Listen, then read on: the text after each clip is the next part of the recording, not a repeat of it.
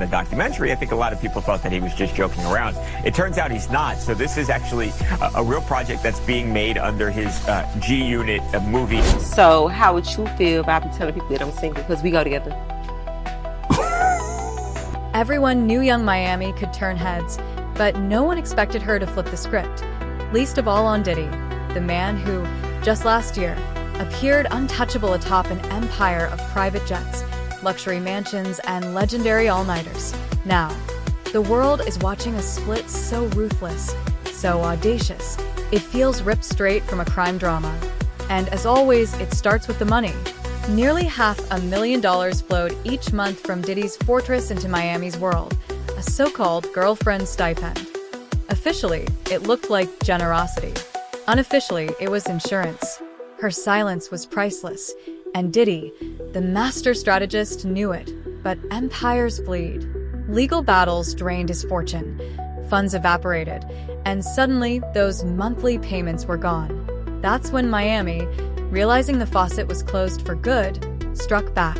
Armed with secrets only she could wield, she demanded an astonishing $500 million from the man who once called her his ride or die.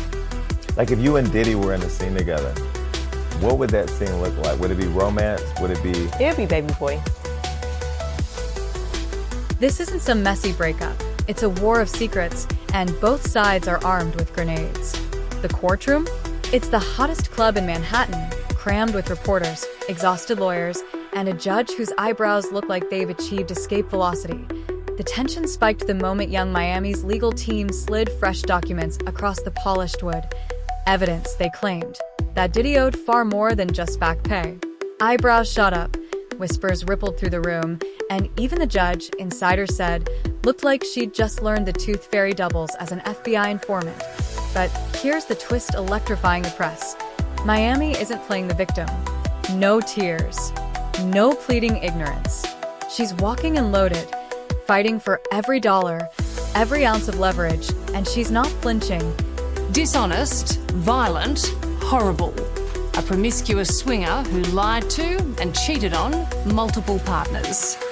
Incredibly, that's how Sean Diddy Combs' own lawyers described the billionaire music mogul, currently facing serious trafficking charges in a New York court. As the filings fly, one question gnaws louder than ever. Was Yung Miami just another name on the payroll, or was she inside the boardroom when the real plans were made? 3 former staffers, insiders from those infamous freak-off weekends, claim Miami didn't just attend the parties. She controlled the guest list. And according to an amended lawsuit from producer Rodney Lil Rod Jones, Diddy openly bragged about putting multiple women on monthly stipends. Miami's name appears right there, along with allegations that she helped move pink party powder on his behalf. She's denied it all, firing back on social media. I'm not a worker. I never sold a day in my life. Yet the whispers grow louder. Did Miami provide more than companionship? Did she recruit? Was she the one firing off 3 a.m. texts to ensure the right people showed up and the wrong ones stayed out? Nobody can say for sure. But few are willing to call her blameless. Her sudden demand for $500 million doesn't look like a simple power move. It looks like survival. A desperate play to keep herself from being dragged into the next round of indictments, right as federal agents circle Diddy, raid his LA and Miami mansions, and line up witnesses ready to testify. The timing is uncanny, almost too perfect. In the courtroom, the tension is electric. Cameras catch the icy stare when Miami and Diddy lock eyes. It's 2 poker sharks, each bluffing for their lives. Even the judge, who's seen enough NDAs to fill a vault, looked stunned. Right now is going through a number of different reasons. Again, very quick reporting indicates that the judge is citing to the defense attorney's own statements during the case that Sean Combs is a violent person, has had violent personal relationships. But of course, the defense said that doesn't mean he's guilty of racketeering. It looks like the judge is now using those statements to say he should. What makes the circus even wilder is that Yung Miami, who just months ago kept a painfully low profile, has suddenly been spotted on the arm of Stephon Diggs, star wide receiver for the Houston Texans. The paparazzi got the shots. Miami at Carbone, drink in hand, Diggs hovering in the shadows. Then came the hastily deleted Instagram story, a neon happy birthday sign flashing for his 31 SD. The tabloids are feasting. Is this rebound romance, or a calculated chess move, aligning with an athlete whose record is cleaner just as Diddy's empire burns? A former City Girls manager insists it's no accident, calling it strategy. Miami even sported Diggs' custom sneakers courtside at a Texans game, just enough to spark attention but not enough to confirm anything. But don't mistake her for a scorned lover suddenly smitten with Sunday football. Diggs' timing is as flawless as his routes. He enters just as Miami's name surfaces in court filings and gossip blogs tie her to Diddy's darkest parties. The question writes itself: is this real love, or a high-stakes rebrand before subpoenas start flying? Miami's publicists won't comment, but the optics are undeniable. Did you all move on from such a public relationship and keep it all private? Like, there was no spill out, there was no mess, there was nothing for us to write about on Hollywood. Meanwhile, Diddy sits in the dock, his empire in shambles. $500 million on the line. His legal team is waging war on 3 fronts: criminal indictments, civil suits, and the high-profile betrayal of Yung Miami, a partner who knows every backdoor, every burner phone, every secret in his operation. The judge listens as Miami's lawyers argue she's owed far more than hush money. They claim she's been dragged through headlines, tainted by association, her name tied to scandals she didn't ask for. But here's the catch: they never once argue she's innocent. And everyone in that room knows why. Referred to me as Wild King Nights. And what a Wild King Night was when him and a guest would go to a hotel room or be at his home, his bedroom, and they would have intimate gatherings. I would have to go and prep that hotel room, which consisted of baby oil, Astroglide. And still, the rumors about Yung Miami's involvement refuse to fade. Recruiter, one ex-bodyguard claimed. Gatekeeper, said another. A third, too scared to go on record, described her as the party planner nobody dared to cross. And charges have landed on her yet. But as the judge sifts through the evidence, stunned by the scale of the payouts, everyone in the courtroom is asking the same question: who's really playing who? Diddy's legal bills are skyrocketing, his cash reserves bleeding dry, and every sunrise brings a fresh headline. A missing wire transfer here, a suspicious absence there. If Miami gets her way, she won't just walk away rich. She'll have rewritten her entire role in this scandal, and now the spectacle isn't just about them. It's a referendum. Trying to find her, and her attorney has said that she may not be willing to come and testify anyway, so be interesting. Okay, we're moving on. What began as a financial feud has erupted into a full-blown earthquake inside Diddy's circle. A world once dripping with loyalty, private jets, and diamond watches now feels more like a haunted mansion. Locked doors, whispered secrets, and shadows that never leave. Insiders say those closest to Diddy are scrambling for cover, burning phones, lawyering up, and wiping old texts faster than you can say plea bargain. The old guard, the same crew that bragged about being untouchable for decades, has vanished underground. And according to one former road manager, people are already flipping. No one wants to be the last man standing.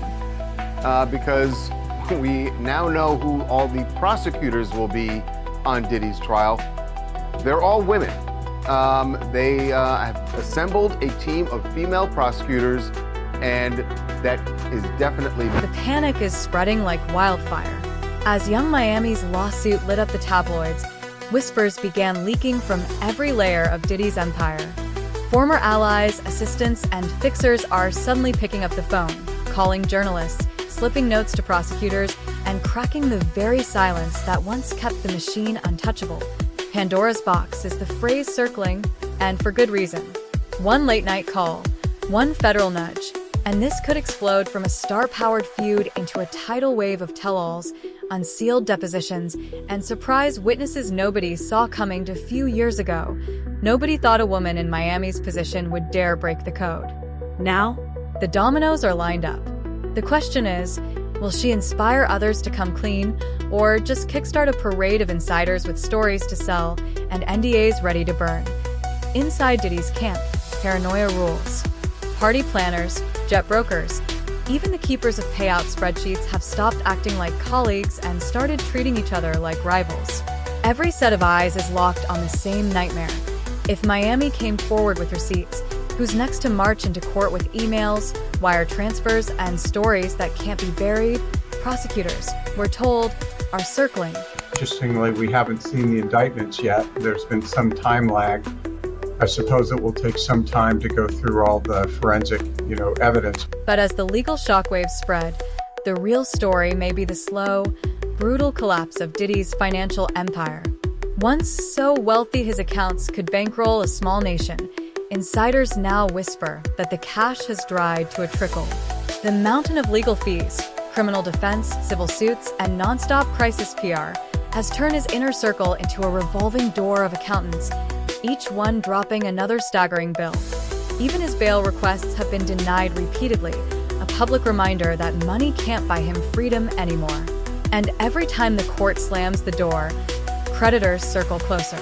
The mogul once hailed as the most liquid man in music is now being labeled the most leveraged.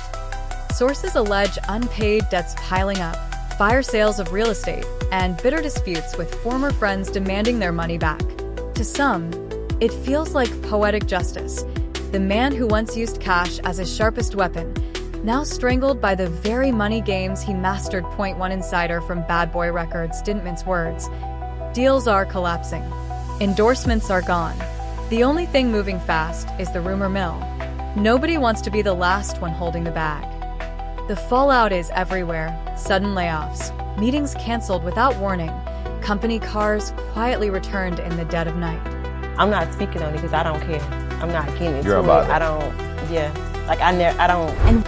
And what about those secret payments to Yung Miami? They were never just a lover's stipend. They were a warning sign.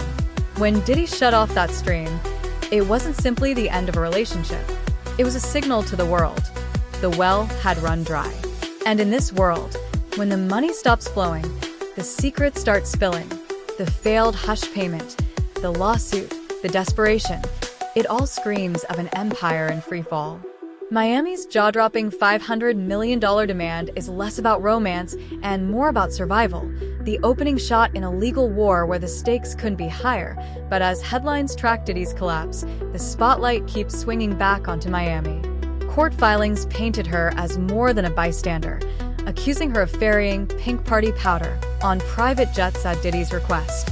In one explosive claim, producer Rodney Lil Rod Jones alleged he personally watched Diddy take a few lines before calling Yung Miami, who then delivered the supply mid-flight.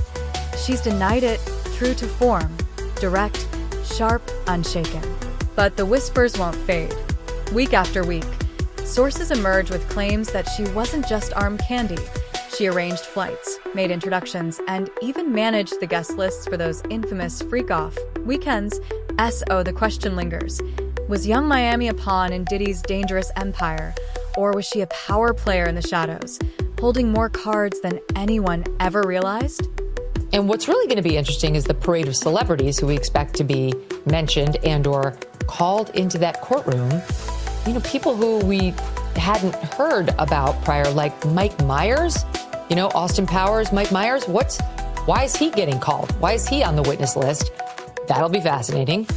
And then, of course, there are the no-name, quote-unquote, women who are going to have to find every ounce of courage they have. Of course, it's easy to play the victim once the money dries up. That's the real tension at the heart of this saga. Yung Miami may have endured plenty, but did she also profit along the way? Was she forced into those roles? Or did she step into them willingly? Three insiders, each with nothing left to lose, say she was far more than a bystander. One former assistant recalls Miami giving orders at 2 a.m. An old booking agent swears she was the main line to Diddy when the nights turned wild. That's not the version of events Miami is spinning in court, but then again, she isn't the one staring down a grand jury.